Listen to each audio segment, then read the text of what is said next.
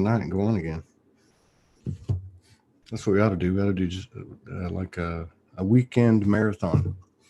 All right, we're live on Facebook and YouTube. We're going to play a little more of an extended intro than normal so we can allow people time to come in since it's the first show. All right, we'll be back in about 3 minutes.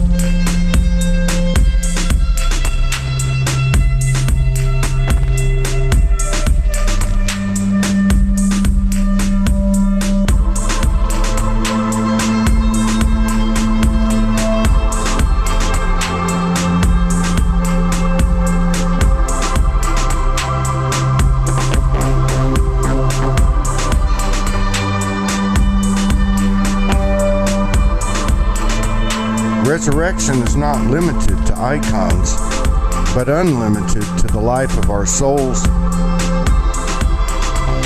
We have all walked the dark nights when we thought we were in the right, and we have all walked in the light when we thought there was none. Oneness is underestimated because it covers far more than peace, love, happiness, and the trappings of dogmas. Oneness is to understand that all of the dark nights hold the same face and that everyone's pain is equivalent when weighed against their singular life experience. Oneness is releasing every possession which really had been possessing us all along. The old family gripe, so easy to blame on another, the religions and icons forged on ancestors at the price of land and freedoms forsaken. The government conspiracies and royalty belied of the dark demagoguery of foolish human pride. The chains and the stains, the shames and the blames, that even if we're true, serve no purpose but to hide us from ourselves and each other. Divinity is always becoming, always on time, leading to the first and last, the end that begins. I am soul.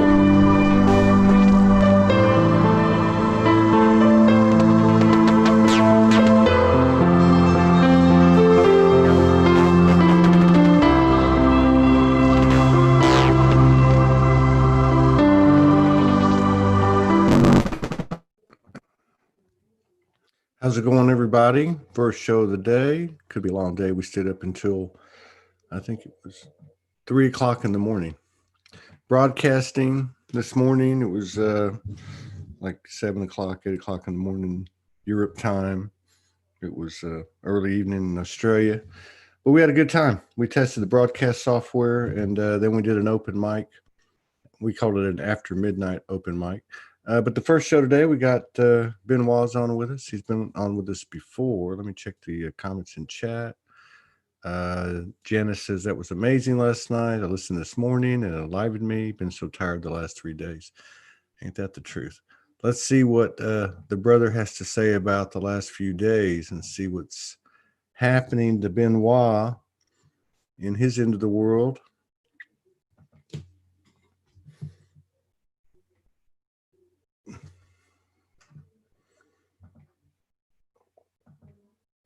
Video. Start video. I think his signal's a little slow, so it'll take him a second. He'll be here. Yeah, we had a good time last night. We're going to be doing more and more broadcasting. Hey, Benoit, you got to unmute.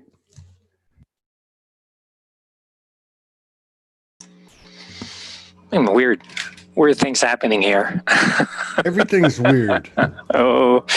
Everything's weird. Past couple days or past couple whatever. Yeah, we need to talk about this. I just saw your haircut. I think I'm fixing to cut mine off right Yeah, now. well, sure. I had it here like a couple months, a month and a half now. Just half an inch now. I'm getting there. It looks good. I had it all off. Everybody, it's good to see you again. Everybody knows what an incredible and exceptional healer that you are. That's common knowledge. But what about the human side? I mean, like this last, 3 weeks in July, or I would say even more specifically, the last 7 days. Maybe the last couple of days we've had a reprieve. But man, the prior few days before that, did you feel anything at the human level? Starting last 2 weeks, I guess, I wasn't spared from being human. Great. I would say the utmost test, being attacked, and then false allegations and all kinds of things. I won't go into it, but what do you mean? False allegations. Well, let's leave it at that. Oh, no. I just mean like you're talking about personally. So yeah, and there was a lot of that energy. I saw a lot of that. Okay, sorry. Yeah. But I mean, I saw a lot of that energy of people. I don't know if we use the word attack, but I would say people having to be right, self-righteous, projecting, blaming, comparing, and it just seemed like to have like a spike for a few days. So that's probably the same energy you were experiencing. Yeah.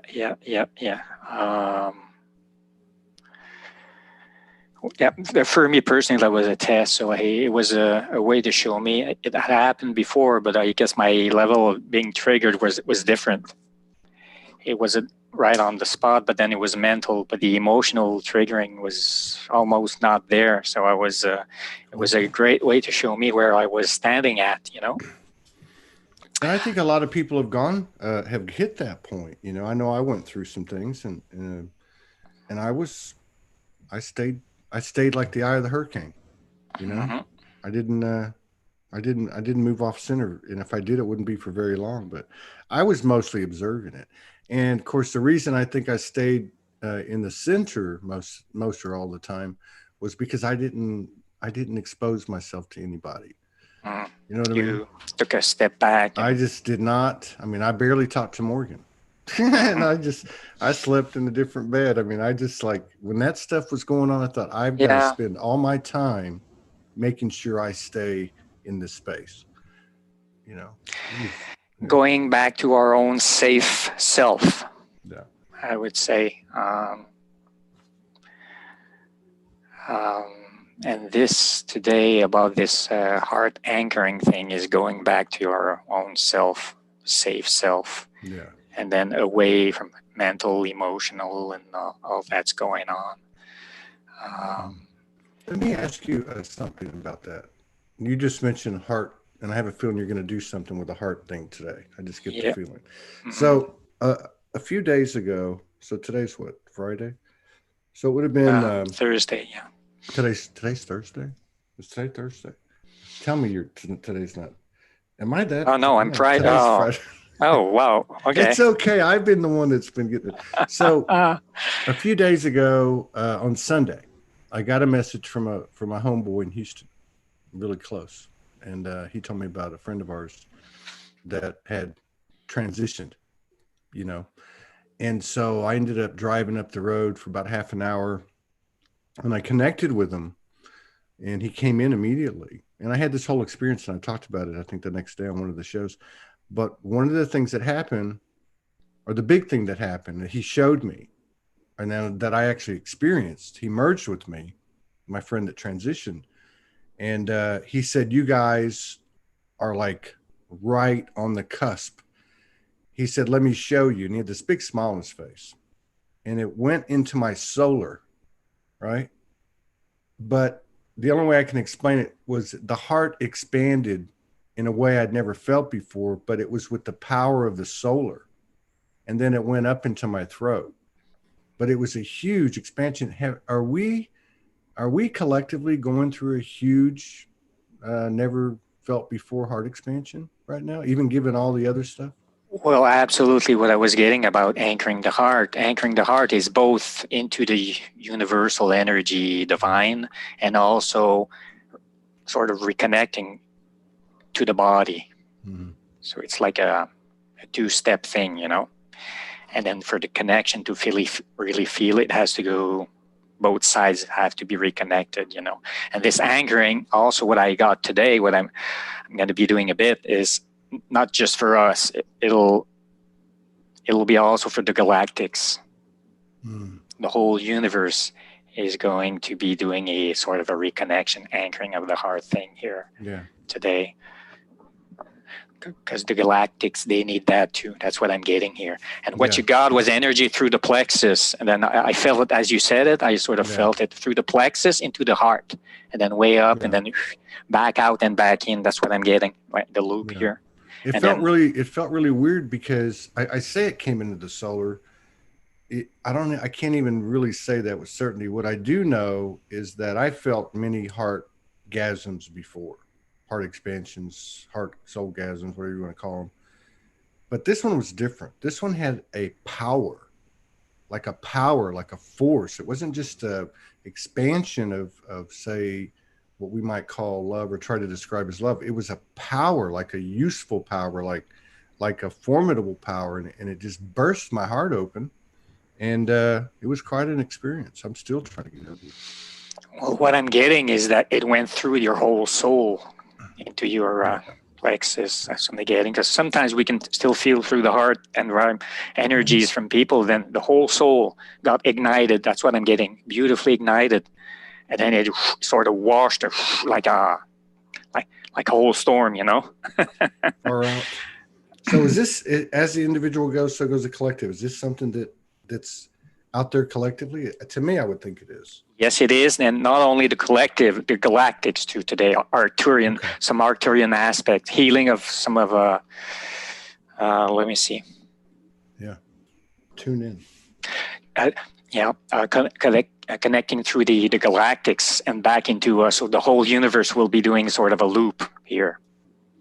So this is going to be pretty powerful, I guess, because souls, they're incarnates and discarnates and all. They're up there, the galactics. They still have some not baggage, sort of baggage. They have some living aspects, you know. And they too have aspects, personalities, and stuff they need to clear. That's right. Let's not forget that. It's not just limited to us humans here. That's right. We had a couple of shows, and I can't recall. I think, the part of the thing that's happening is the 3D memory thing is leaving. So I can't even recall who it was, but I know in the last 4 shows, 2 of the shows we got into this discussion. It was Don Parkinson was one of them, who's very sensitive like you are, and it does some pretty special work in the ethers. But anyway, in regard to what's happening, the Ascension, how we are sort of an epicenter. The Earth is sort of an epicenter because of the huge variance in seeds. And energetic seeds, elementals, different star families, and so on. And that as we align on a conscious level, or as we integrate or 0 point, that all of our connective lineage is affected. Well, it's sort of a microcosm. Human here, all.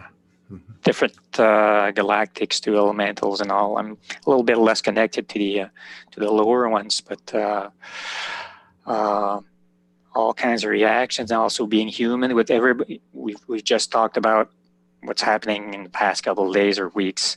What message I got also experimenting this was that not trying also either to figure out what's going on.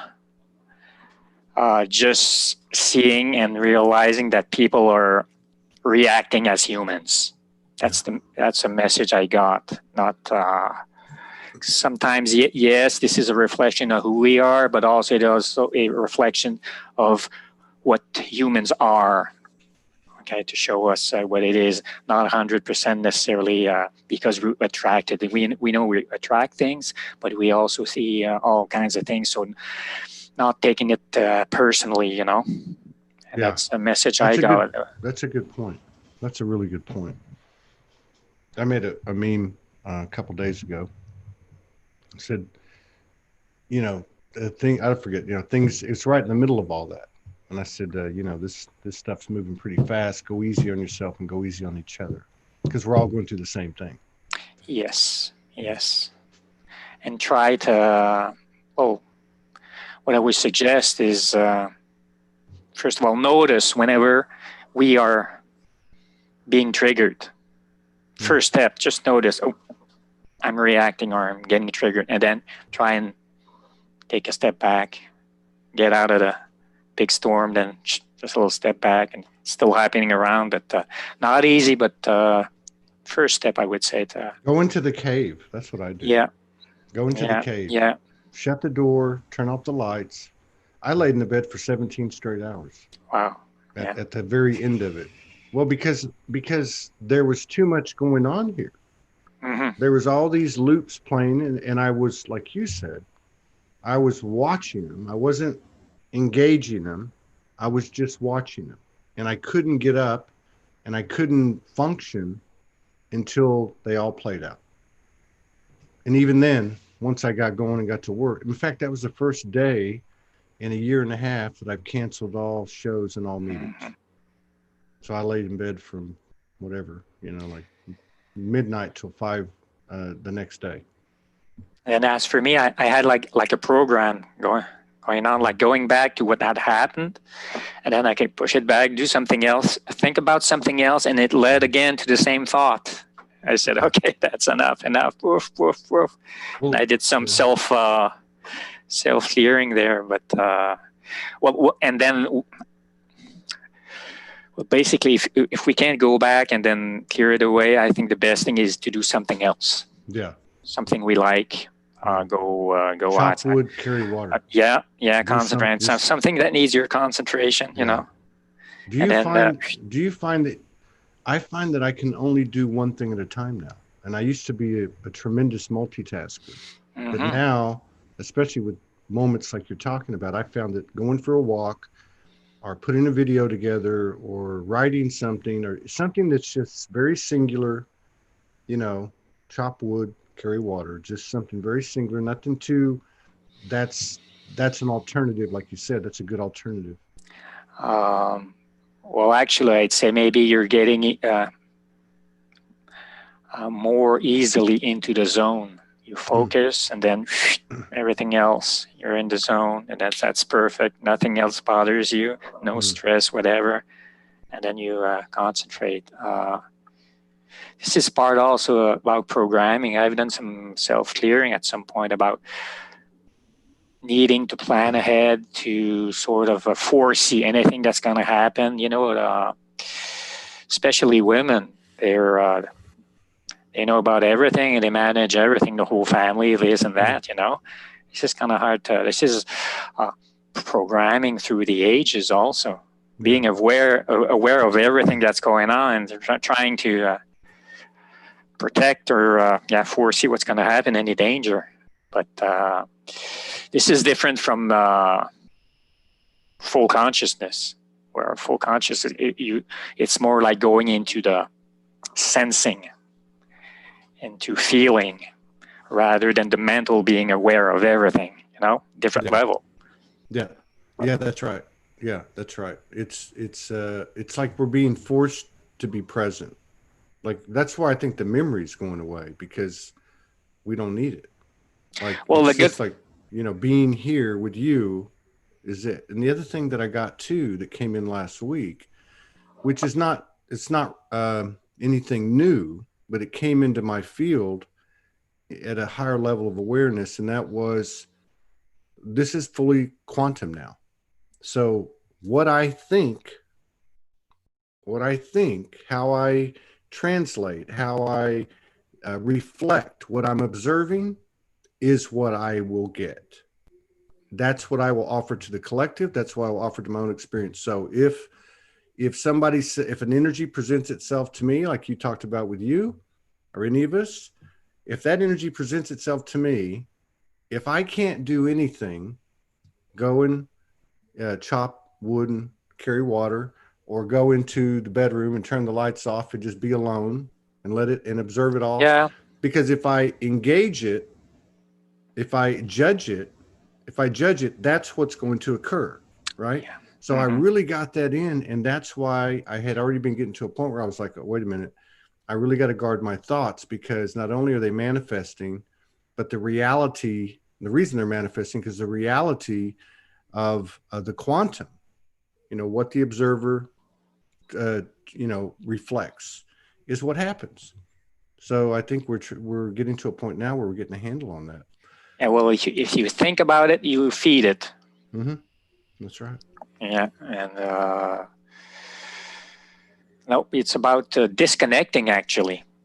Completely disconnecting. Things happen, go do something else. And also, like, you can visualize, like, moving out of that field, you go step away, step aside, or sometimes step aside and let it pass by sometimes, and then you come back, and then go back here, being centered and aligned, and then no judgment about the thing, and either no judgment about people, how we are reacting also to that situation, or should I have done this, should I have it, well, never mind, just step away and then come back.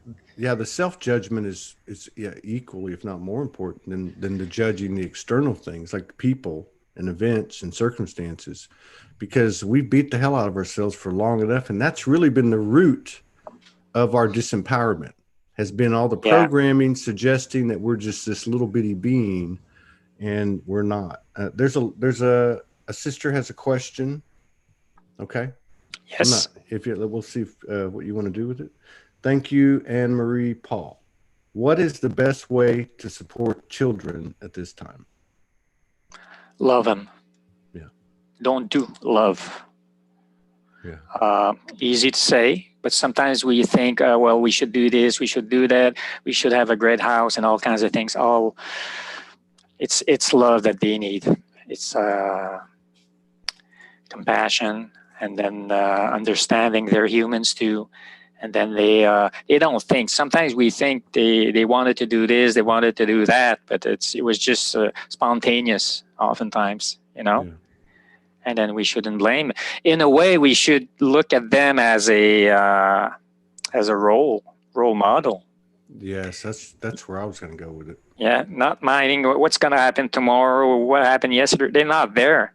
No, they're in the now. Yeah. They are in the now. So in that sense, they're a beautiful role model.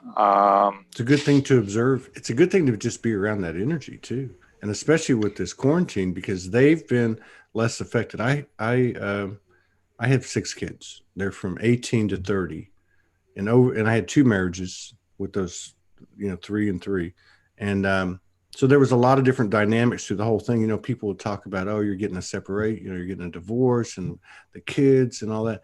But I learned something. Kids are absolutely, totally resilient. Like in a situation like that, the last one you need to worry about are the children. They are stronger than we think. They rebound just, right. They walk outside the next day, the sun's shining, they go out and find their friends and they play. Mm-hmm.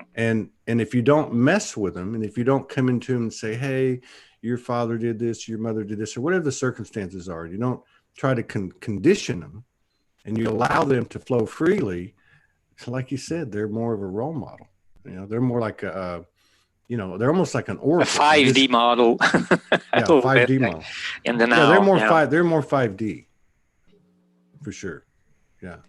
Especially before the age of 7, 8. Before the mental really kicks in, Yeah. Before that, and then they when they're young, they don't have like the time concept of yesterday or tomorrow. Even when like a baby, what's tomorrow, what's yesterday, you know, they don't have that concept, you know. Yeah. In 2 or 3 years, and we teach them tomorrow and yesterday, and sometimes when we teach them, they at first they don't know what's that about. And So I think now that these young ones, we've had a lot of people on here in the last 2 or 3 months with these kids that are, well, everything from kids in the womb talking to their mom and some cases their dad to you know, Z Ming Wang. You know, she's been documenting and sharing. You know, her child was communicating with her. She's very galactic, and the child came in and transitioned after 9 days, but never left her. I mean, started talking to her. The channels, she was already a clear channel. The channels opened up even more. She said, "We got work to do." What, you know, even at her ceremony where they, you know, had a ritual of you know, burying the body and having a ceremony, she could hear her daughter above her giggling and laughing, said, "What are you guys doing? Why are you so sad? You know, I mean, I'm right here. We got work to do." So there's something going on too, not just with these young children, but also like with my friend last Sunday, that I just said, "Okay, can you come see me?" And boom, he was right there. There's something about the, you know, the dimensions are bleeding into each other. yeah, connectedness, even more easily attained, easy. Yeah. And then yes, I've had somebody who had a similar case, and then the kid died around age 9, and then I was able to connect with it, and then the kid wanted to tell the mother that it was all planned. Yeah. There was a reason for it, so explain a little bit. And then something else he had to do. Basically, his contract was over. So, and then he went, had something else to do, but then the message was delivered, and then that was beautiful in the end. Absolutely beautiful. And then the kid reincarnated in somebody else into the mom's life. Same soul afterwards. That's pretty interesting stuff. Yeah. Like a walk-in. I believe that stuff. Absolutely. Yeah. I've run across a couple of different people that have had experiences like that. And I can't recall the specifics, but I remember one of them was the I guess the soulmate transitioned, and I think they were like 18 to 22, something like that, and then walked in to a later partner. Mm-hmm. She walked into the partner. And then another one was with an animal. I remember this one. And then I actually had an experience 4 years ago with a friend of mine whose husband had transitioned. And I met her. And when I went to the house to meet her, because I went to talk to her through another friend, see if I could, you know, work with her. They had a dog. And the husband that had transitioned jumped into the dog and started talking to me. And the dog had been having seizures because that's the husband had been trying to speak to the wife through the dog. And then he even came in. He tried to come into my head that night. Like he tried to come in. He was like, "Tell me, I want to lay with my wife." And I'm like, "Dude, that's not going to happen. That's not good for me. That's not good for you. And that's not good for her. This is not, no, we're not that far along in the, but these things are real. You know, the walk-ins, the drop-ins, what are the other ones they call the threading souls, I think is another one. Merging. Yeah. Braided. Braided. Yeah. Yeah, braided.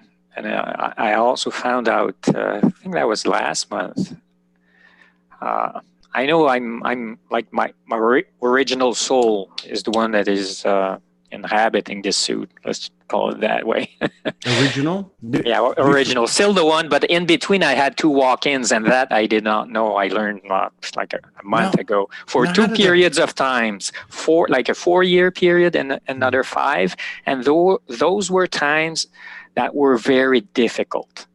So he sort of helped me go through that period. Okay. helped me go through that period. I want to talk about that. Then, yeah. First, I want to say to our beloved sister, she put up a comment, Pamela Johnson. Everybody knows her. She's been out there doing this for a long, long, long time.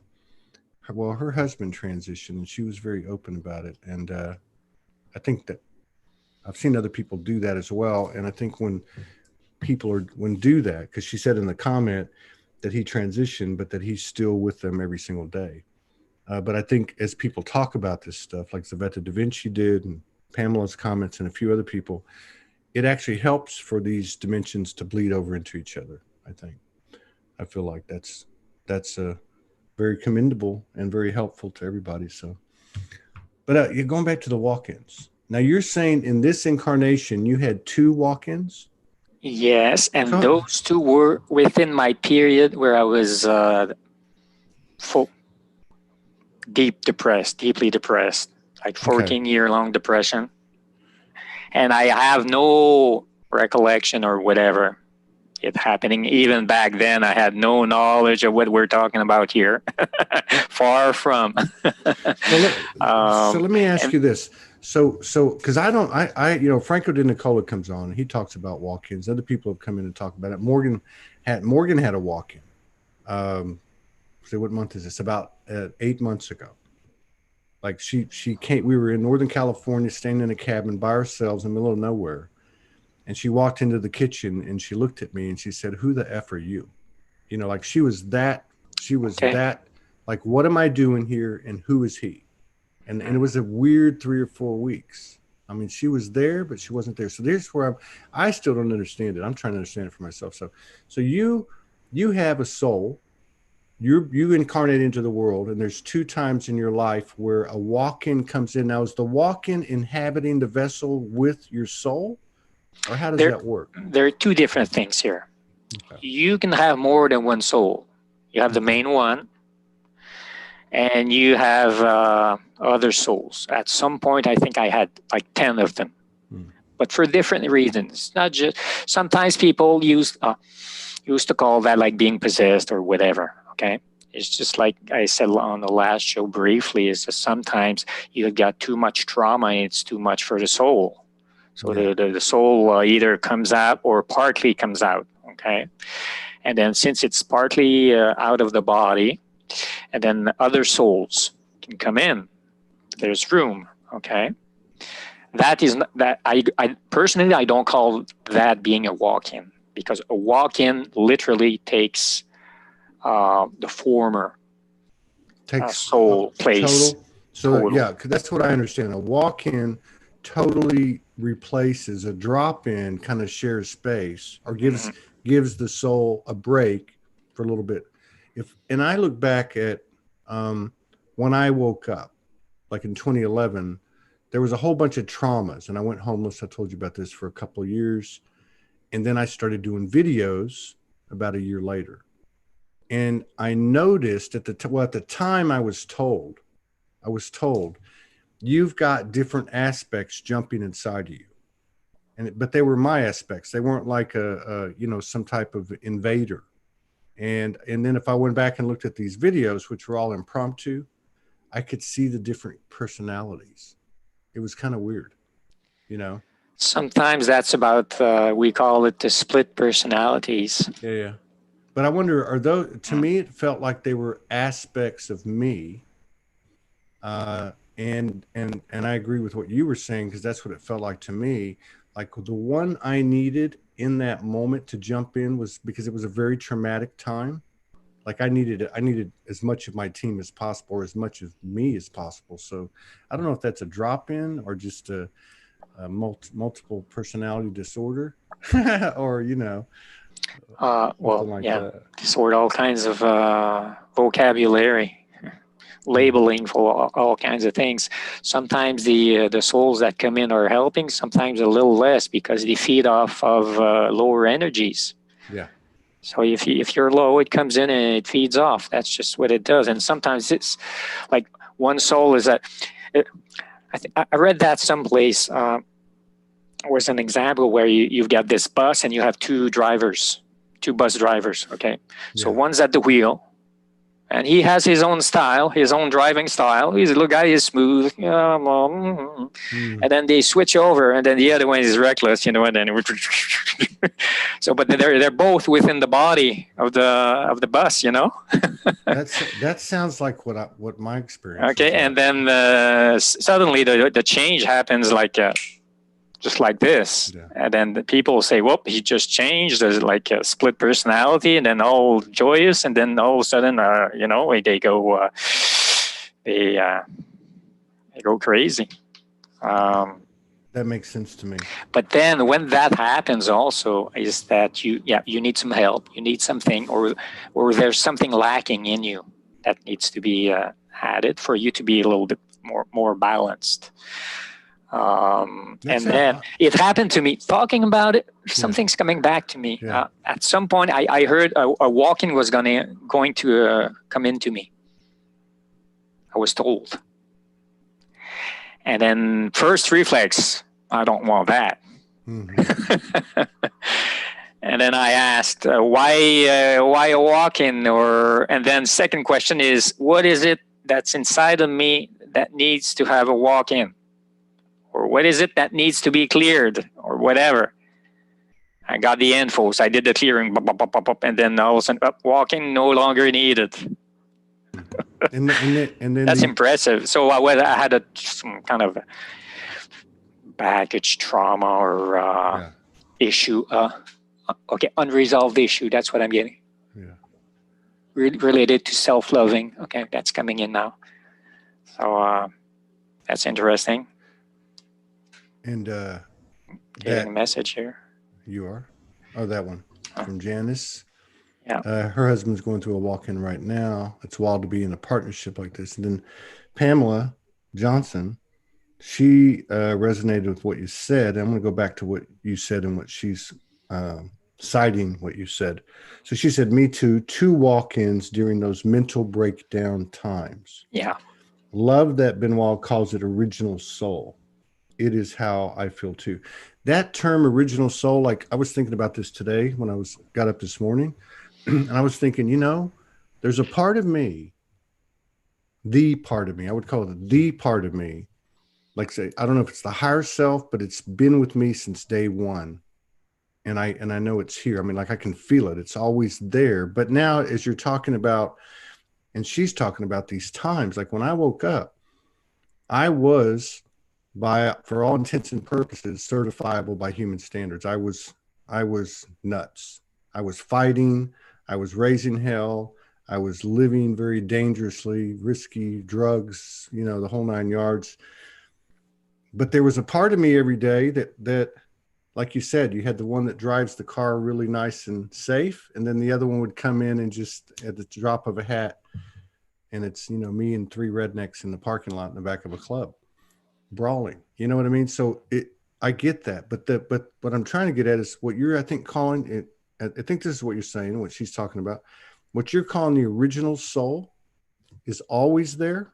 It's just above, or how does that work? Not necessarily, because oftentimes a walk-in comes in, and then let me connect to see what I can get from this. All right.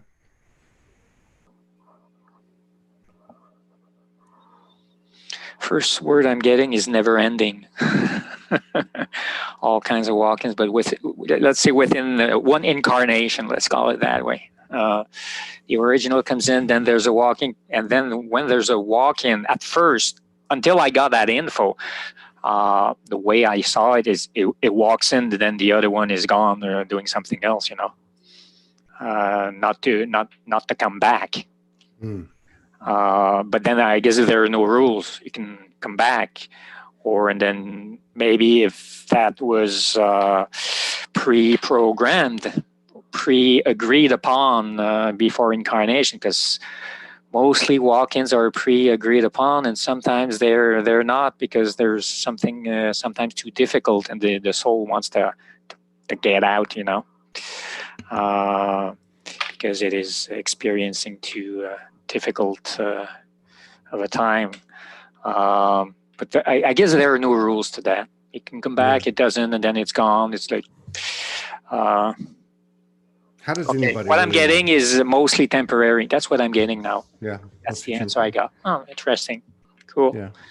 Um, Well, what I was thinking too, what I've been getting, what I've been um, coming into more of a knowing, in terms of like your whole body feels it and you just know it, is like when I lay down at night and I go to connect, there is no more externalization.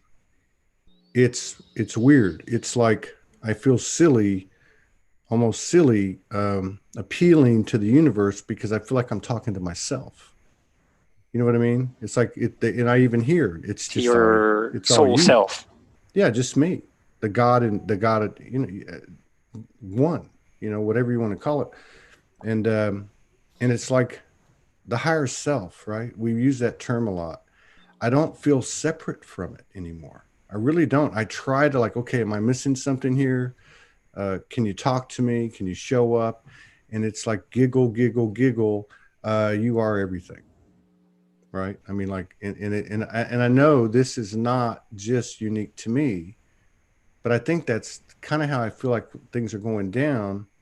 Is that we are basically gods in the flesh, fractals of one God in the flesh, and we're doing something that's kind of like totally novel, totally new, and we've kind of got to the point where we're at the coronation, at the celebration, and I can't imagine that we've gone all these thousands of years and hundreds of incarnations to come over here and have you know a few hundred years of nirvana in heaven on earth and then go back into the grind. I don't know, but I guess at the end of the day nobody knows any of these answers.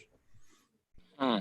And it also depends where you're coming from, Hmm. whether we came here to solve something or just to experience something, which involves solving something. You see what I mean? Yeah. It's I that it's don't. a bit subtle here. It's like Yeah. we see it as something that needs to be fixed, or it's part of the. Do you feel like? Do you It's feel part like of that? human being. All Yeah. that's happening and all the crazy things. Yeah. Do you That's feel part of like? the. But do you feel like, from a higher perspective, did we actually have to fix anything, or do you feel? Okay, so I'm going to say, okay. So the way I feel about it is that nothing, there is no fate, that there is, okay, that basically we come into the unknown.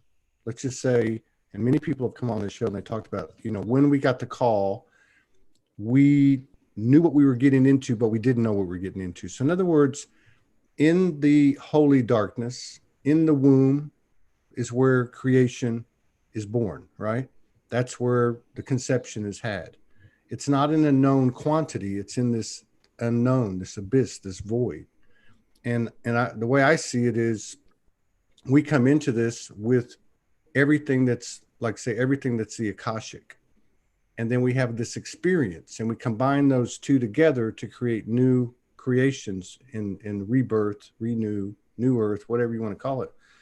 But do you think that we're here to fix anything, or do you think we're here to expand, or just to play around, or what? I guess it depends where Yeah. uh, we put ourselves. Like any question you ask me, I could answer as a human being or as a higher Yeah. soul, and in a way, both are uh, truths. Because as a human being, this is what I experience. So in a way, it's true. This is really what when I think about, and then I go higher, and then I say, okay, there's a purpose for this, all what's going on, and I've experienced and everything. So and that's true too. It depends where you locate yourself. But as far as coming in, I think that the soul knows that, or it has signed uh, some sort of a contract to evolve. Yeah. Okay. Yeah. I agree. Higher evolution, or it's part of whether that's a contract or not. But then you don't and then you're being sent, but you don't necessarily. You can have the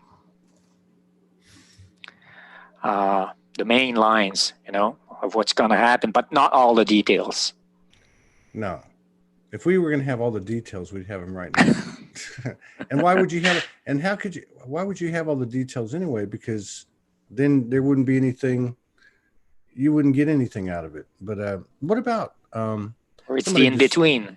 You say, okay, I want to get there, but we're not telling you what path you're going to take to get there. But in between, all kinds of things happening. So what about okay? Somebody, Steve Velarde, thanks, Steve. He mentions benevolent and malevolent hyperdimensional entities. What are your thoughts on ET, dimensional, interstellar, all that stuff, entities in relation to us, to include people like me, people like you, and I'm sure other people who have had visitations? Okay. I see them as aspects of me. What do you see them as? Do you see them as threats? Do you see them as, Oh, first of all, I don't say it. Well, just so that we understand each other, we say benevolent and malevolent, just know what we're talking about. Mhm. But to me, just entities, what I use to clear them, it's just lower vibe and higher vibe. Yeah. Okay. And they have issues, they have traumas, they have a personality. We have a different personality. Yeah. And personality is based a lot on the traumas we have, the way we react, and then we're shy or not. And then even the galactics, I know some of the galactics, they're not perfect, each like race or whatever. And they have or the Orion ones or have been in wars, so they tend to be more, in your face, and they react more. And then ultimately, this also as a soul can be dealt with and healed and whatever. Happened to me once. A soul wanted to get some part of it to be healed. It wasn't a human. It was a soul galactic. I asked once one of my guardian angels or guides. I said, "Oh, good, thank you." And then he came to me, "Need any help?" And he said yes, and I was able to release something. And he went, "Hey, cool," So we're all souls, and some benevolent, malevolent. It's. I agree. You're right.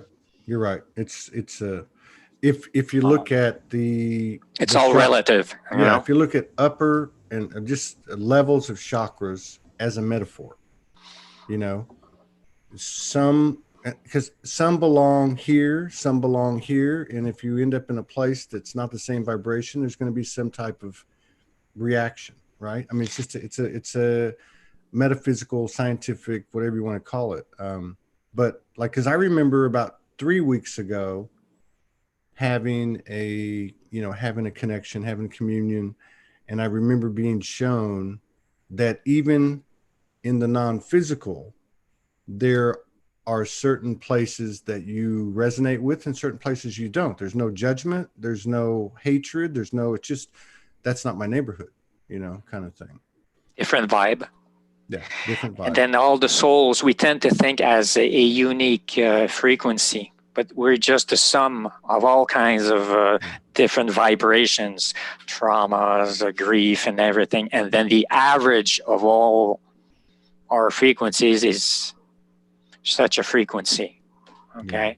Yeah. But parts of us, certain aspects are vibrating higher. Some people don't have grief within them, but they have rage, which is different. Yeah. This is why it's not just one frequency, it's different frequencies, different issues, different aspects, different traits of personality. And then the way I see it's not about being better than the other, because in some case, you could help me with something. And then in some other case, I could help you. That's the basis of. That's important to understand here. Yeah, that's the basis of one of the things Morgan's downloaded, and it's been in sacred texts and been handed down through oral history, which is Helioscamos. One of the basic realities of Helioscamos is in the merging, that I'm going to merge with you. Which in a way we're doing that right now, right? Anything that I'm insufficient in, I'm lacking or weak or could use more power or strength or expansion, that you have as a strength, I get from you, and vice versa. And if you think about the whole objective, or well, what seems to be the objective in this particular realm is to neutralize polarities, right? Like you were talking about malevolent and benevolent, upper and lower. I mean, to find that middle ground, which I think you started out the show by talking about the heart. Well, instead of neutralizing, I would say balancing. Balancing, yeah. Yeah. Very important. Yeah.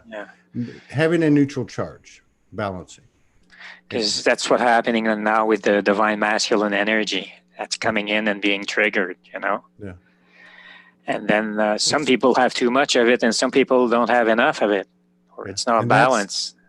Talk about that, because I've noticed that in the last few weeks, and I've been talking about this, and I hope I haven't offended anybody, but I've noticed a lot of, and I love the way you put it.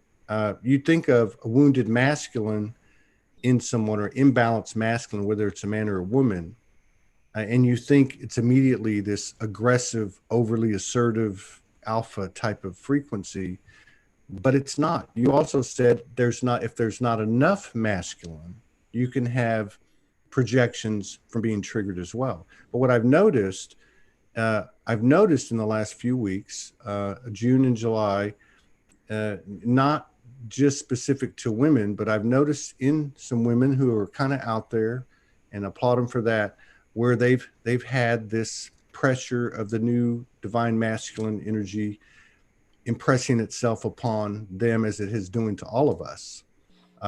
And that's been an interesting kind of thing, but I think it's also a good sign. There has to be some understanding. There's a difference between masculine energy and men. Yeah. Gender. Yes. Because masculine energy is like standing up, protection. Yeah. Okay. And then feminine energy, compassion, sharing. And this is not limited to men or women. It is in both men and women. Yeah. So the energies that are coming also currently, I don't want to offend any women, but some women have too much masculine in that they can be controlling. Yeah.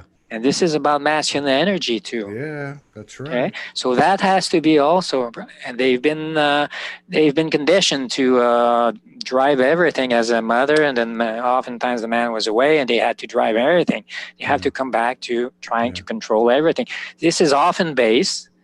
This is not blaming, based out of needing to please or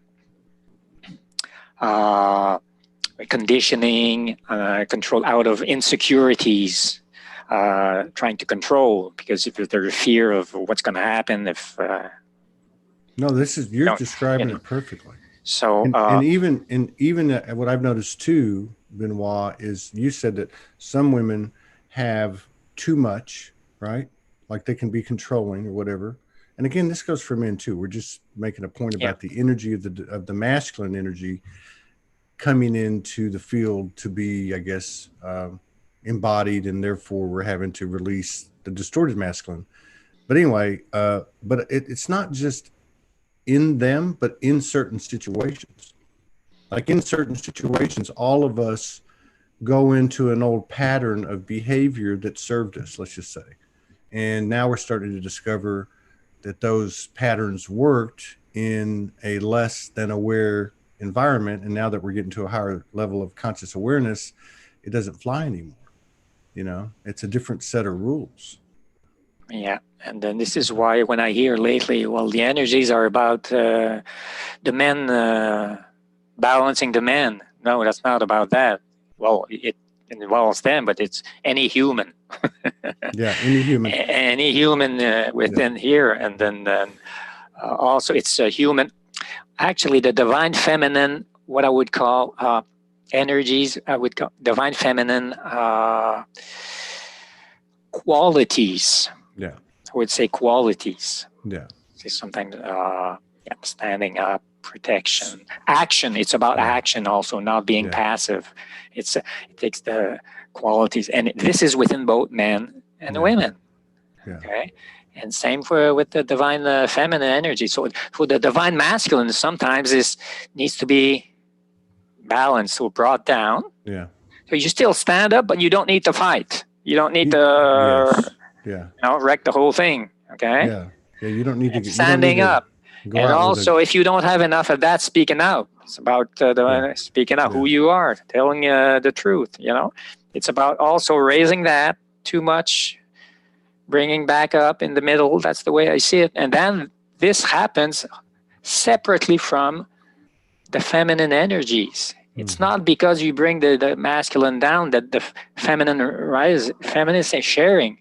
If you don't fight, or sharing, or compassion, if you don't fight, it doesn't mean all of a sudden you'll have compassion. This has to be dealt with. It's not a matter of it's not a conscious thing saying somebody doesn't want to have compassion, or it's not about blaming here. It's just all our baggage, or traumas, and everything that make us be that way.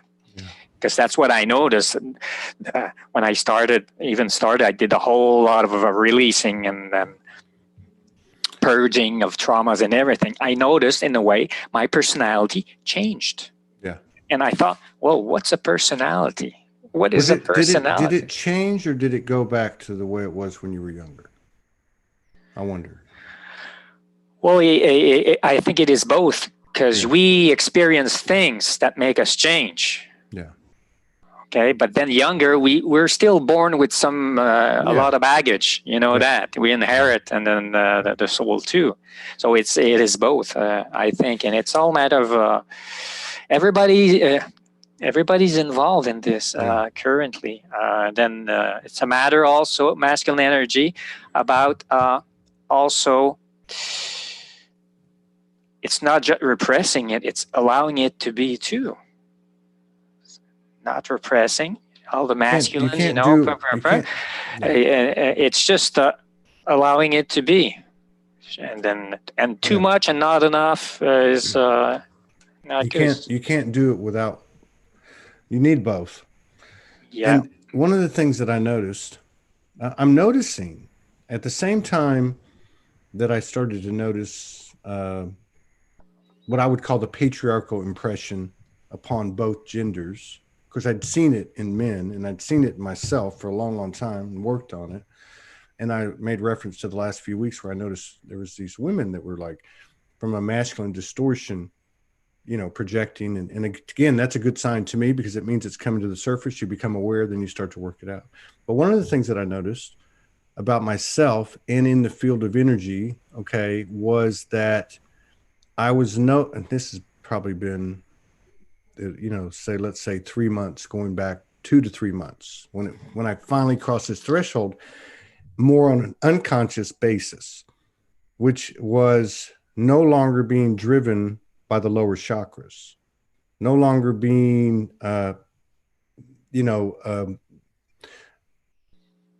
run by the lower chakras, by the desires, by the impulses. And it was kind of a trip because when that went out the window, I didn't know what was going to come in. And what's come in is I would say a sacred sexual power that has a formidable creative aspect to it that I'm just getting used to again. And it's not only showing up in intimacy, which has nothing to do with quantity, has nothing to do with the old paradigm of intimacy, but it's also showing up in the magic of what I can, what I align with doing with my life every day. Making videos, doing lives, editing videos, building a network, things like that. And I can see the energy of that coming out of me. And it's got to work that way for everybody, I'm sure. But it's going back to your essence and lower chakras, their energy. There are blocks in there. Lower chakras is about fears also. All our fears are in the lower. Fear of not enough money, fear of rejection, relationship, which is the second chakra, and everything. So you clear that out. So you don't fear anymore. You're into being more than reacting. This is beautiful. And this energy, it's like, since there were blocks, the energy wasn't flowing as much as it should. Okay. You take those blocks out, and the lower relate to fears, security, relationships. So you resolve those issues, knowingly or not, and then the energy starts flowing.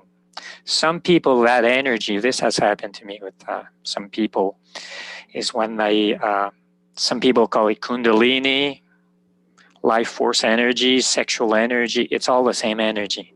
And some people will say, well, I feel aroused, you know, and it's all the same energy. We're not used to it, you know.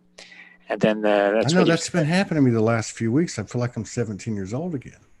I don't know what's going on, but if you know, but I'm not, you know, I'm not reacting the way I would have when I was 17 or even 10 years ago. I'm not looking for a place to take care of, you know what I mean?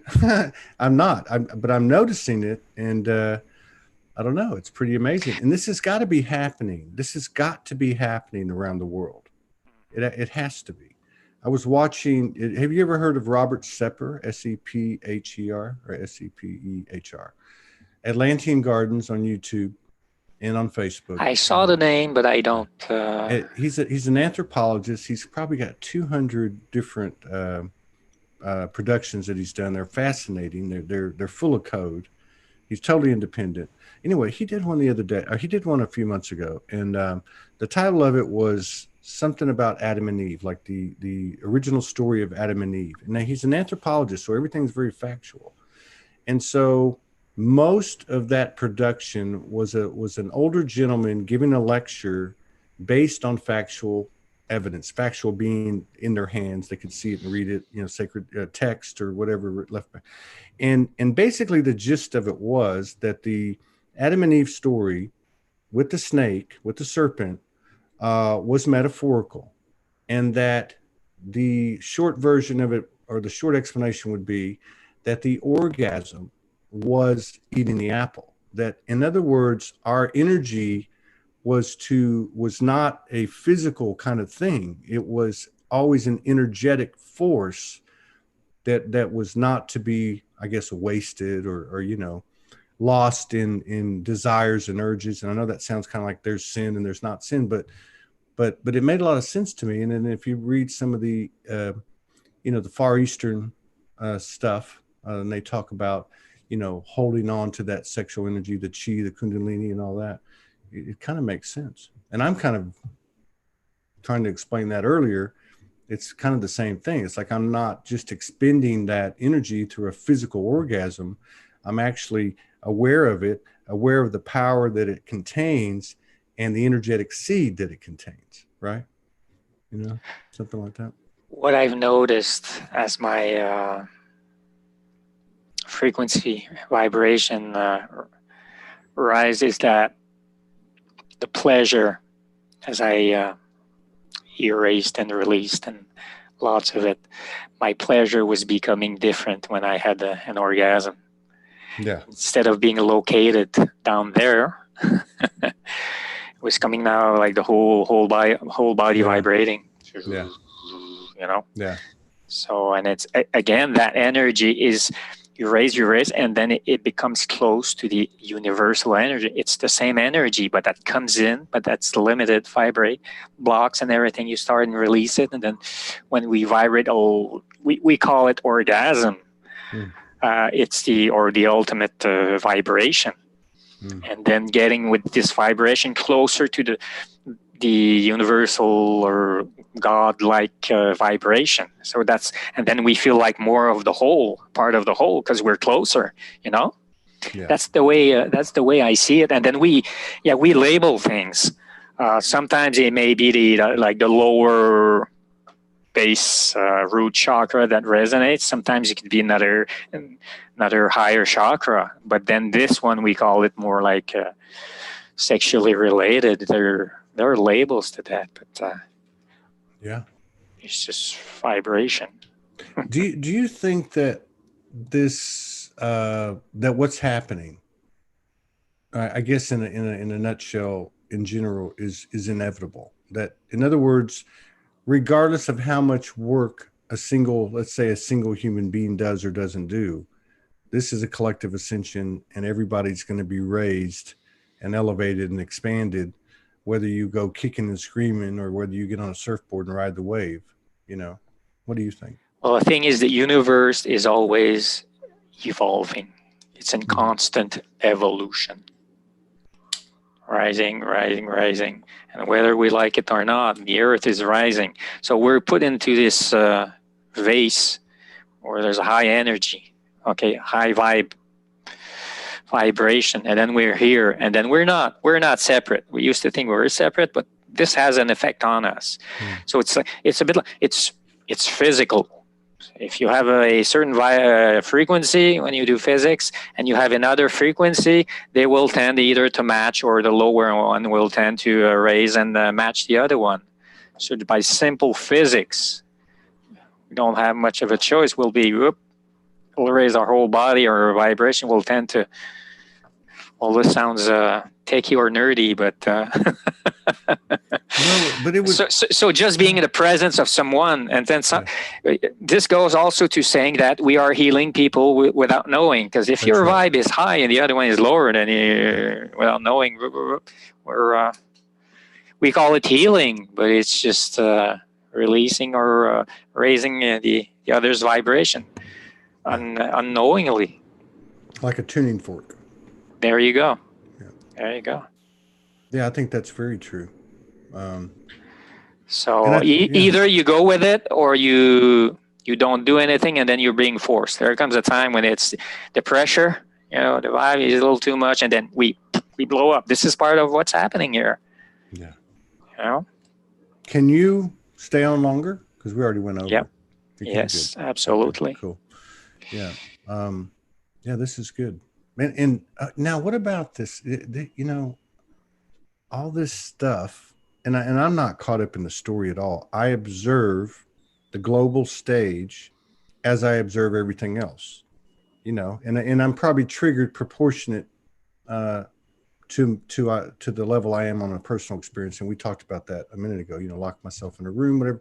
But I watch it to see, as within, without, what is the level of disclosure or stuff coming up, because that tells me where we're at collectively, within ourselves on average. We're all dealing with stuff, and have been dealing with stuff the last few years, and it's really accelerated this year. And I think we're doing a great job with it. But if I look at the stuff that's going on out there, I can't come away with anything other than it's just a script. It's just a narrative. None of it's to be trusted. There is no savior out there. To me, it just seems like kind of like once a liar, always a liar. And I don't know. I'm watching it, kind of in fascination, but I'm certainly not being triggered or charged by it anymore, where I was in the past. I think we have all our own reality. Everybody's is separate. Yeah, and then the way within your belief system, the way within you believe, oftentimes we're looking for clues that will go with our beliefs. There's all kinds of things happening. Well, this is happening because something else behind is happening, or you've got Trump or not Trump, and then within your belief system, well, he's a bad guy, he's a good guy, or whatever. In a way, and then we're all on the same planet, different point of view, and then in a way, it's all there. I think there are as many truths as there are people. 7.7 holograms. 7.7 billion people. All right. Is there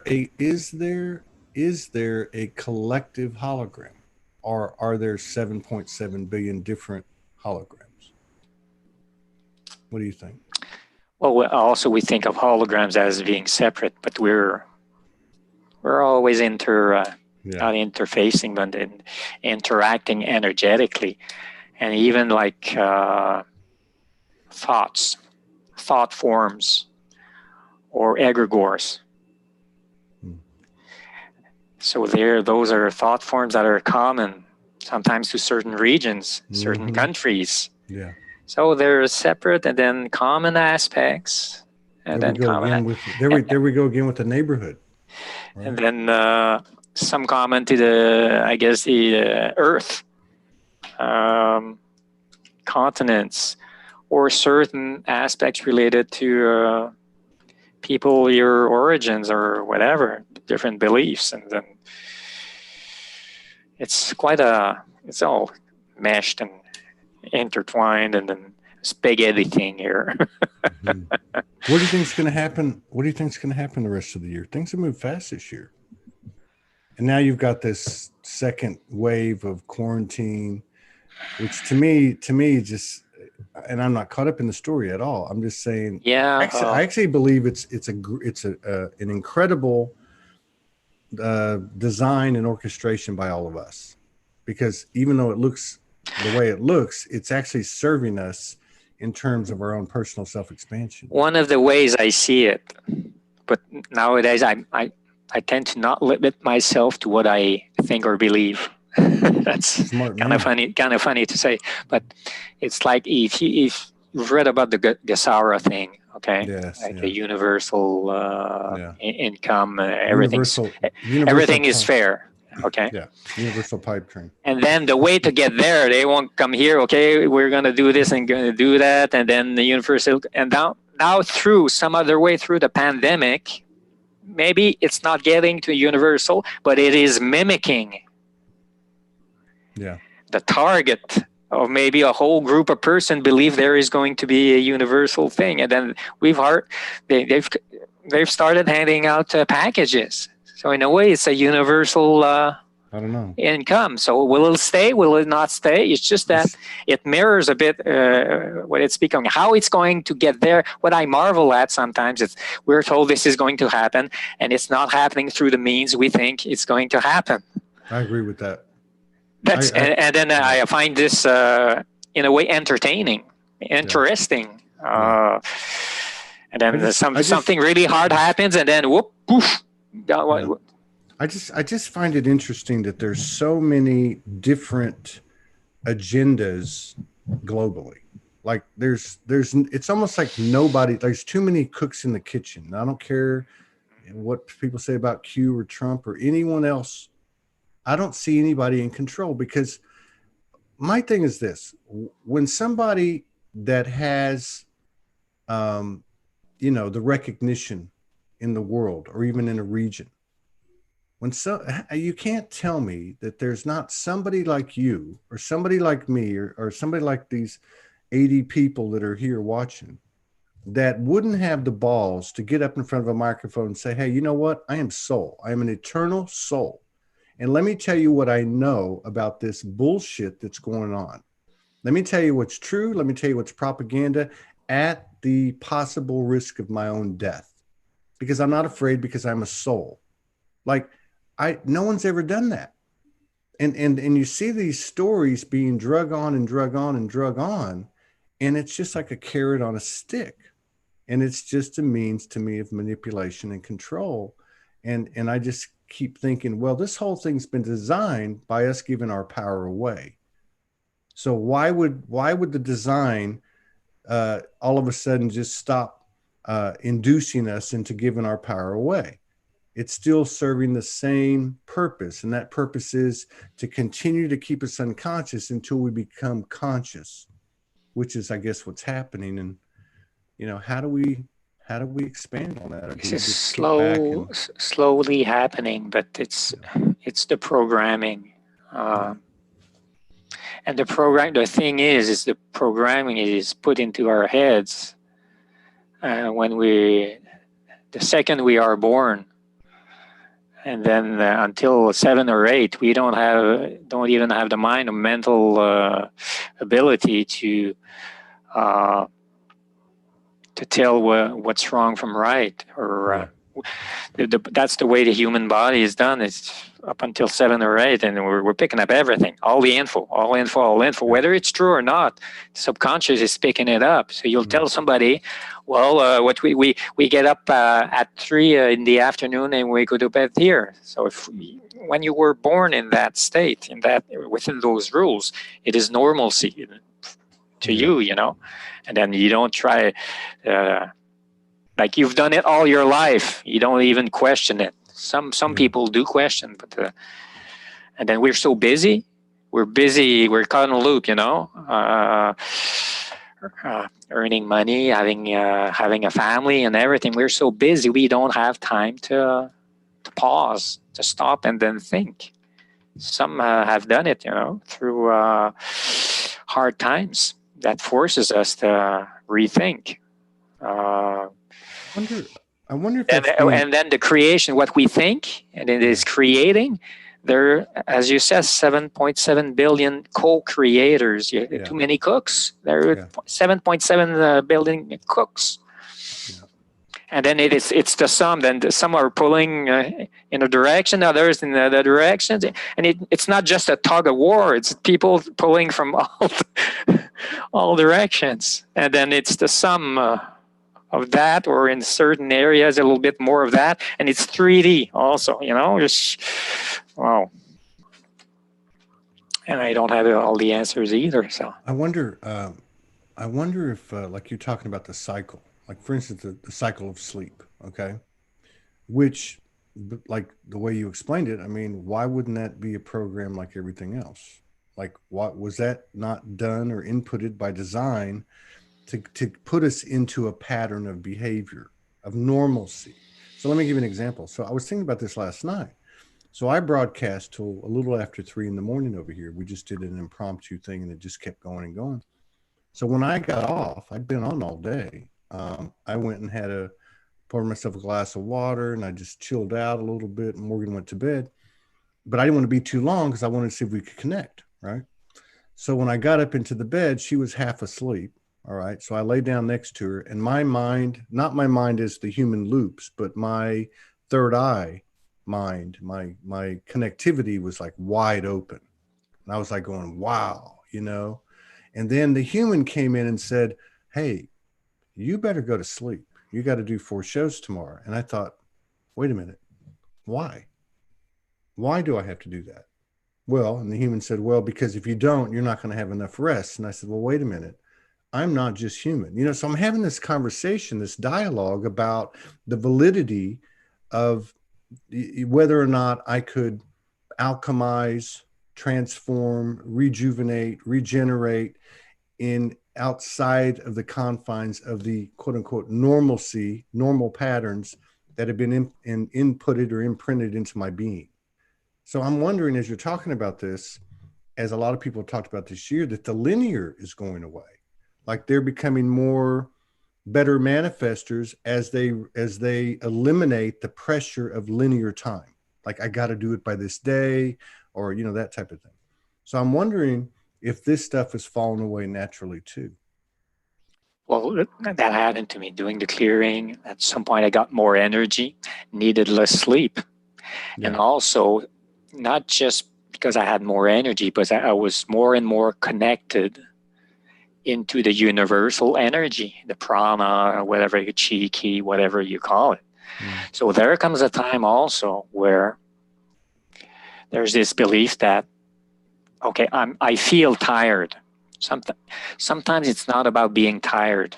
Sometimes we pick up lower vibes and we feel heavier. I'll call it this heavier, okay? Mm-hmm.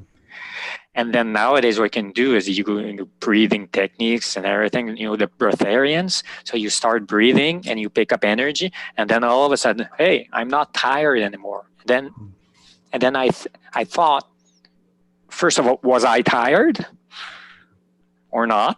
Yeah. Was I really tired? Because now I'm not tired. And was it really sleep I needed? Because now I'm okay. So I did the breathing technique, and then I'm all good, and then spent the whole night up. And then, the brain, the conditioning says, well, you should go to bed. Mm-hmm. Well, really? No. I can go to bed in the afternoon. in broad daylight, whatever. And then whenever your body really needs it, so there's this whole paradigm here that, or I need food. Yeah. Same thing. Or I need sleep. Really? There's different ways to get the energy, to get back up. That's a whole, that's interesting. Something's shifting there, though, with the what we're hearing from the body. Like the thing about the sleep last night, what you're just talking about right now, something's changing. And like another example for me, I'm not a vegetarian. I don't really eat pork. And I never have been a big red meat eater because my dad used to feed it to us like 6 nights a week, right? And so, but what's happened to me, so I would eat chicken and I love seafood. But what's happened to me in the last week, and I'm really tripping out about it. Now I'm eating fresh vegetables and I'm eating soups and, and I do eat eggs. I love eggs. And this happened to me last night. I went, I thought I went to go rinse the car off at the car wash. And I'm like, I want to eat some beef. I need to. Now it wasn't the word beef. It was saying you need protein. We go find some protein. And I'm thinking, okay, what's protein? Like eggs, nuts, and and all I could picture was like a steak. Like my body telling me you need to eat this. Now I haven't done it, but if it keeps happening, I'm going to go do it. Now things have been happening like this. Like my body telling me, don't drink that coffee, go drink some tea, or go get yourself some water. I don't know.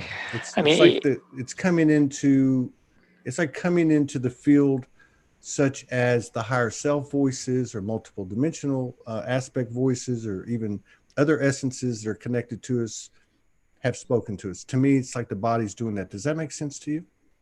Absolutely. And sometimes we have to learn to discern from what we think we should have and what the body really needs.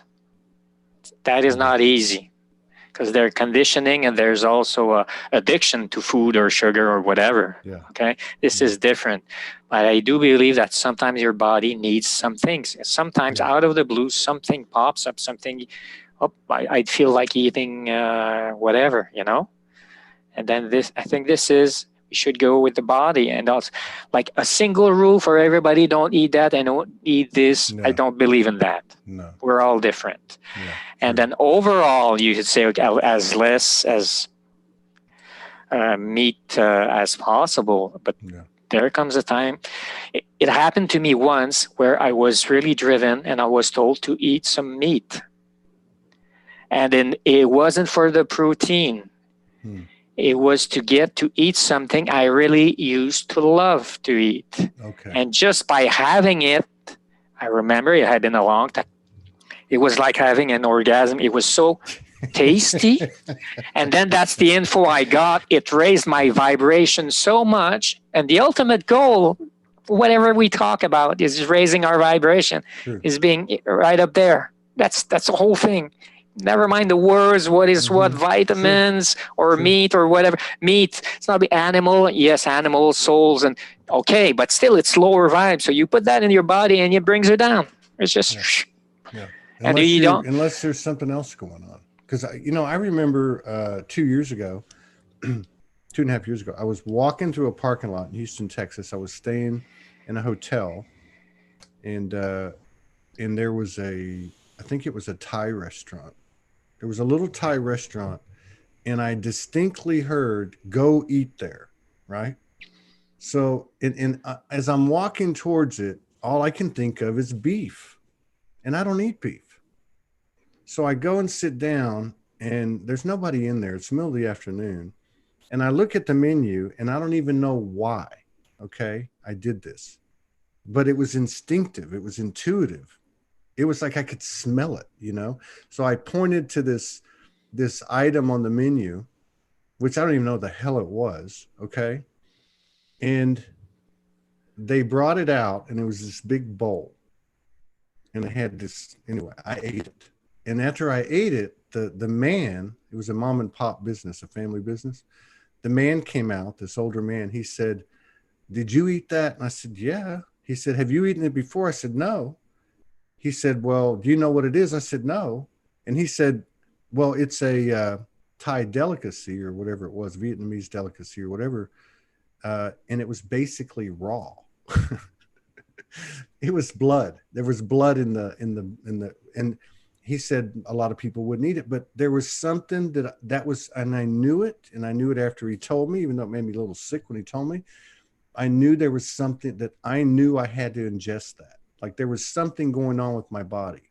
There's something that had to happen. I don't know what it was for, you know. So sometimes things like that happen.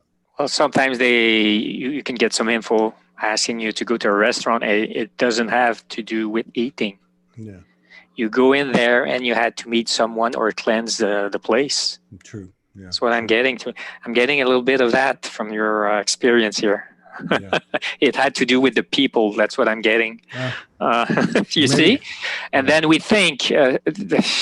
no wonder. I didn't have to eat it. I knew I didn't have to eat it. I shouldn't have had to eat it. It's very disgusting. And meeting coming across or whatever. So did you want to do a little something here, balancing? Yeah. Let's see. Let me connect a bit.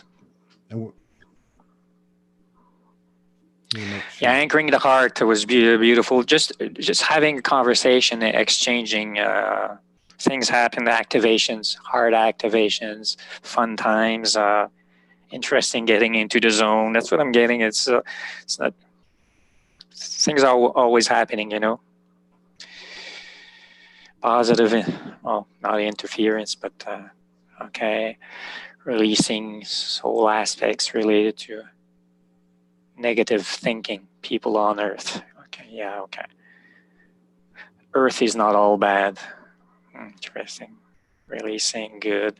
Things happening.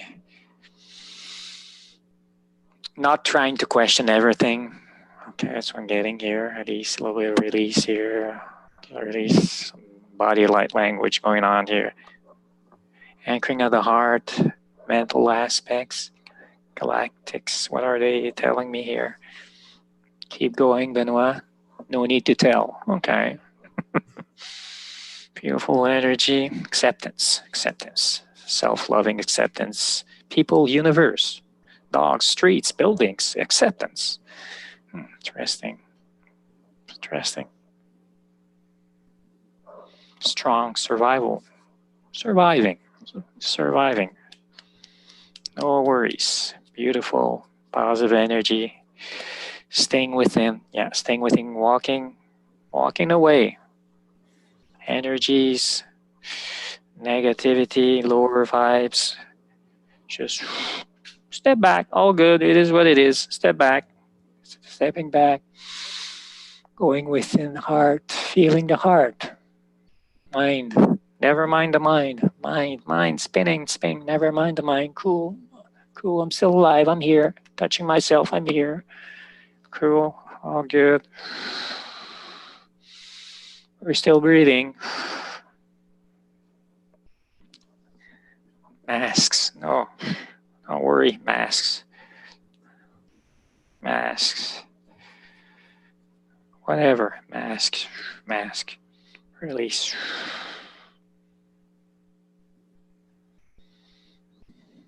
Excuses. Distractions. Distracting us.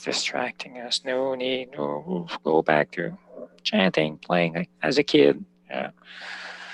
Beautiful energy. Okay. Hopping sidewalk. Sure. All good. Release. Man cave. Beautiful. Man cave. Yeah. Our own home. Going back home. Galactic home through the heart too.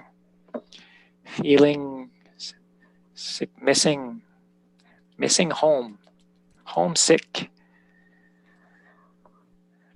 Being homesick happens through the heart being blocked, disconnected from the soul. This is something I wanted to touch upon here. Feeling estranged, away from the soul. New contracts, people, new contracts. Beautiful energy, beautiful coming in. Good times, good times, good times. Beautiful, no worries, beautiful happening, beautiful happening. New vibes. No worries, no worries, no worries. Beautiful. Keep connected. The soul, the heart. Releasing heart, heaviness of the heart. A little of some release here. Speaking out. No need to yell. Just if you need to say it out loud to yourself. Just okay. No worries. All good. All good. All good. No worries.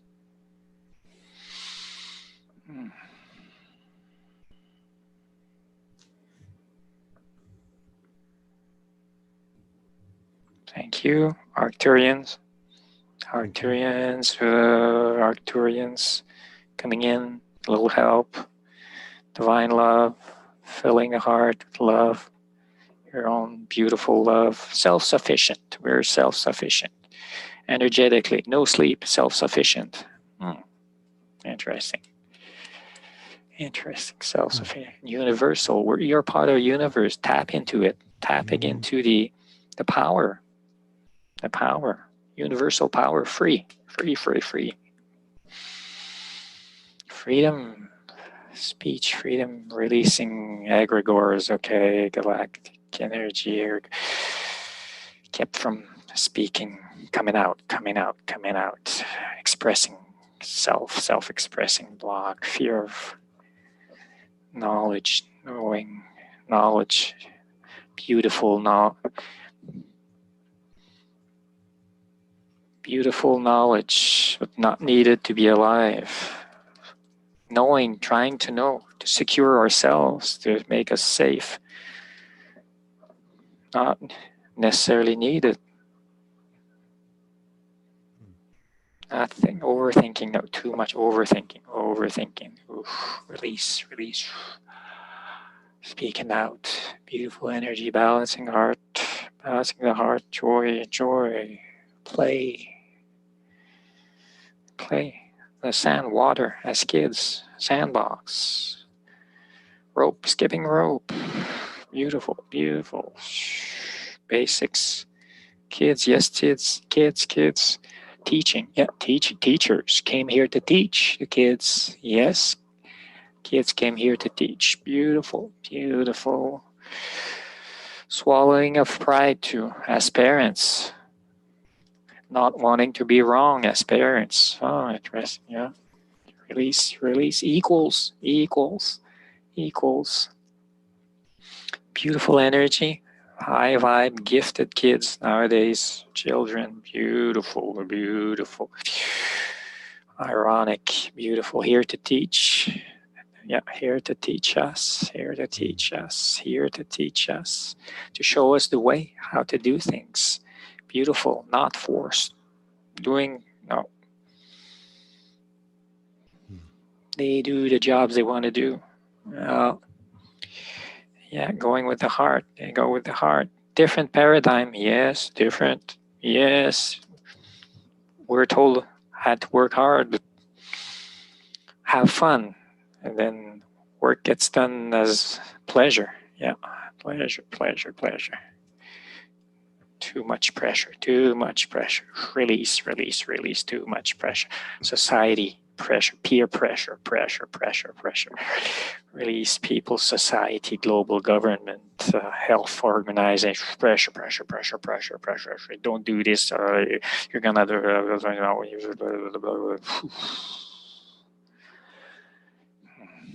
Merci, thank you.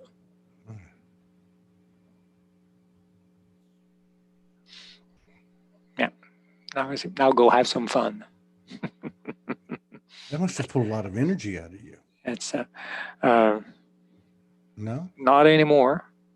Oftentimes I come out energized when I do this. Yeah, that's beautiful. I love that what you said about homesick.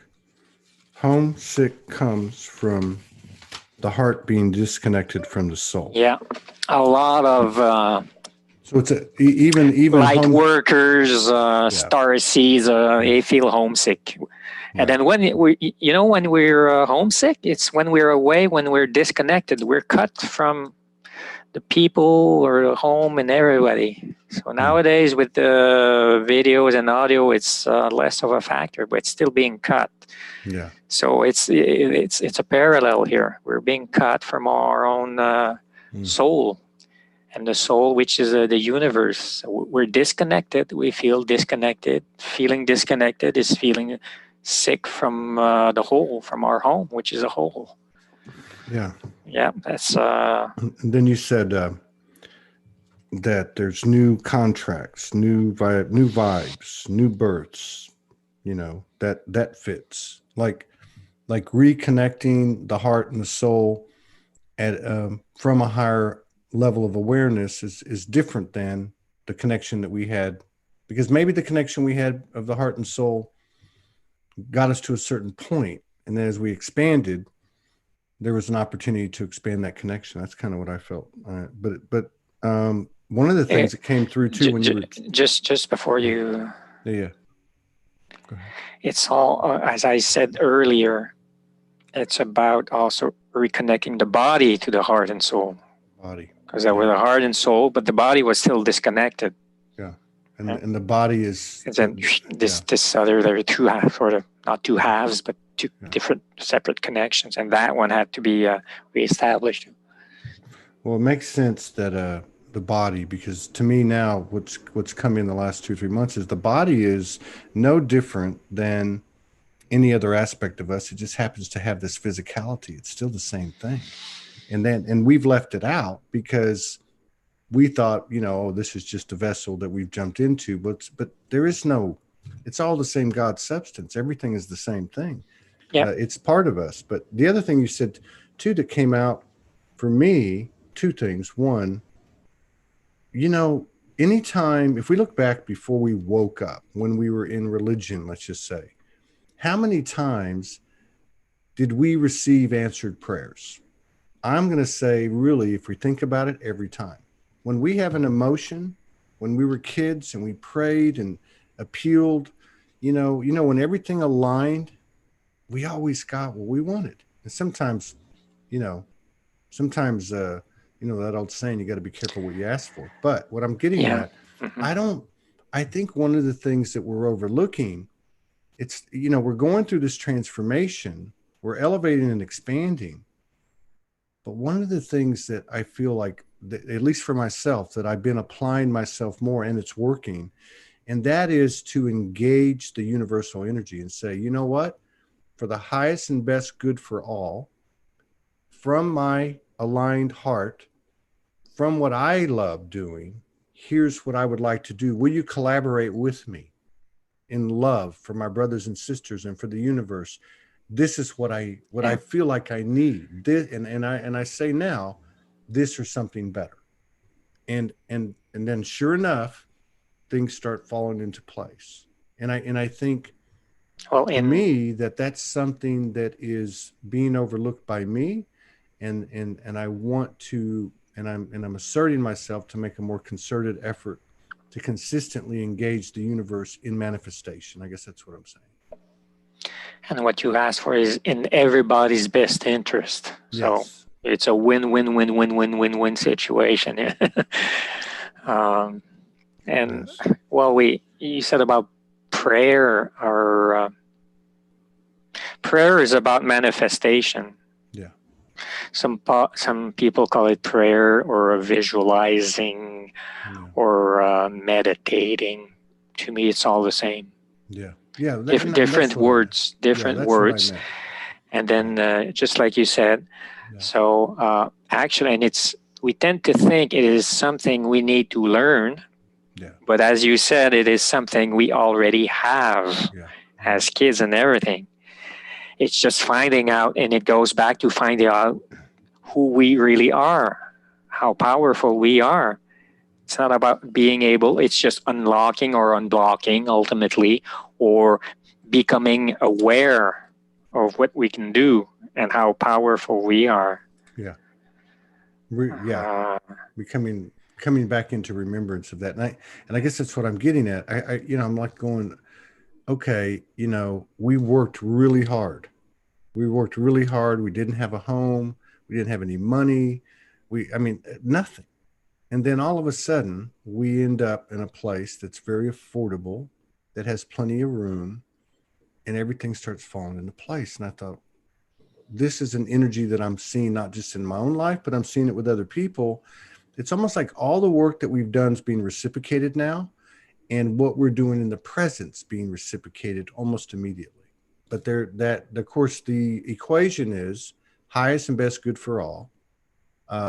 Serving yourself in the sense as you would serve the universe, right? Like I had a communion about 2 nights ago, and it was a triangle, and Morgan was on one side, I was on the other, and then the universe was at the peak of the triangle. And the universe said to me, how much do you love her? And I said, I love her as I love myself. That's the truth. And it said, how much do you love yourself? And I said, I love myself. I mean, I really love myself, not like just words, like human words. And it said, how much do you love yourself? Do you love yourself as much as you love the universe? And I said, for the first time in my life, I don't know if the question had ever been posed. And I said, yes. And it said, treat yourself as you would treat the universe. Honor yourself, revere, love, respect yourself as you do the universe, as you do her. And what'll happen is you can get to that point of this balanced triad with any person or any other energy. You know what I mean? So it was a really powerful. It's beautiful. Kind of yeah, powerful and beautiful. Yeah, beautiful lesson too. Mm-hmm. Yeah, it was a really interesting. So, oh my God, the other thing that you said too, it made me laugh. And it really doesn't, because what you said about these kids is absolutely true. You know, my youngest is 18 years old. She's been living with a guardian for 2.5 years. She just got out of high school, 2.5, 3 years. I allowed her to make her own decision. I supported it because I said, if it doesn't go right for you, it doesn't matter if it's your fault, someone else's fault, nobody's fault. You're going to have to come live in live out of a suitcase with me, traveling around the country to where I don't know where, and you would be homeschooled. Anyway, she made it work. But when she was a kid, she used to tell me all the time, in a funny way, but she meant it. And she'd say, I do what I want. And she didn't mean it like in an insolent way. She meant it as in, I'm going to do what I want. I'm going to do what I love. I'm going to do what makes me feel good, because I see no reason why it is unfair. She even told me those words. It's unfair for me not to pursue that. And I think that's indicative of the energy that you're talking about with these young people that are, what did you call them? Teachers. Role models. Role models. Yeah. Yeah. Interesting. Yeah. Yeah. Role models. And they come up with words or thinking that we sometimes would think only adults would be able to do. And they were really impressing. And then, we were taught that doing what we want to do, we were taught to listen to authority, you know? Yeah, exactly. And then to us, first or reaction is thinking, this is being egoistic, just to say that I'm going to do what I want to do. But and this is what not long ago I would have still believed. But now it's all about being doing whatever we do. It's just being in a good vibe. Yeah, that's right. Being in a good vibe. Also with your daughter, whatever she does or who she is with, she is at peace. Yeah, that's the main thing. I think nowadays, instead of thinking, this school they do this and they do that, or they're better, or there's discipline, or even if there's discipline, but she doesn't want to be there, she's still doing being a bad vibe. Yeah, she's actually going through that. She called me up. She said, here's the situation. And I said, it doesn't look like the situation's going to change. It's, you're 18. We had a conversation. I didn't tell her what to do. I just kind of said, here's what it looks like to me. And the next day she calls me up. She says, me and my friend, we're going to get an apartment. I'm going to go to school here locally. and I'm going to get a car. Yeah, I got to get my license first. So I said, okay. I said, you know what? Maybe, I don't know. I can't make any promises, but I'll do whatever I can to help you if I can. And with this car thing. So the next day, she sends me these pictures of these two cars, and they're both like classics, right? They're both like 25, 30-year-old, totally redone. And they're like $25,000, $30,000. I said, no, you got it. You're out of your mind. But back to what we were talking about, I do what I want. She doesn't see any reason that she can't pursue that. And there's an old saying, if you strive for perfection, even if you fall short, you're going to do pretty good. And I think we've all experienced that, where we've worked for something, didn't quite get what we thought we wanted or thought what we were shooting for, but it ended up having an energetic impact that brought us some level of at least, in the moment, satisfactory abundance and even surprising abundance.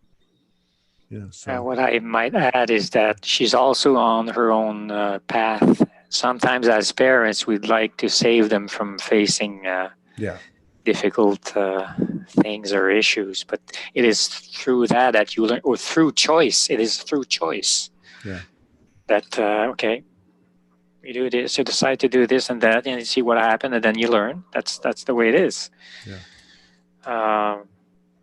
Freedom of choice. And we know some later on we said, well, if we didn't go for some opportunity, and then sometimes we end up regretting.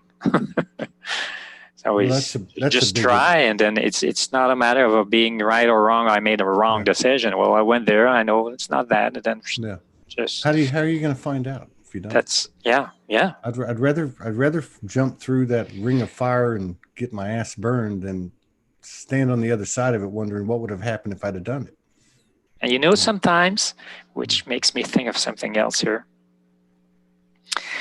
we'd like to maybe have either some money or some spare time to do something. And then once you get the money, and then sometimes you don't feel like doing it anymore, but then you have the freedom of saying, well, I could go or I could not go. But just having the choice is satisfying, is nourishing instead of going, instead of being forced not to go. You see what I mean? Yeah. And then you decide, well, I'm not going. Well, go. No, I don't need it anymore. And just, I know I can do it. And this is freeing, I would say. It's about freedom, and it's freeing. Freedom of choice, not being forced. Oh, anyways. Well, we all had a free choice to come down here, and I think we're going to start reaping the rewards we already are. We got to do this again soon, if you want to. Yes, absolutely. Stick around after we'll sign off in a second, and just stay on Zoom. And I got the calendar here, and we'll set it up as we talked about. Oh, good. Thanks everyone from wherever you are, whatever realm, up there, down there, also below, whatever. Now, whatever doesn't matter, but it's all beautiful wherever you're from. And then thanks for attending, sending love, God living, releasing a heart, beautiful. Stay connected with your heart.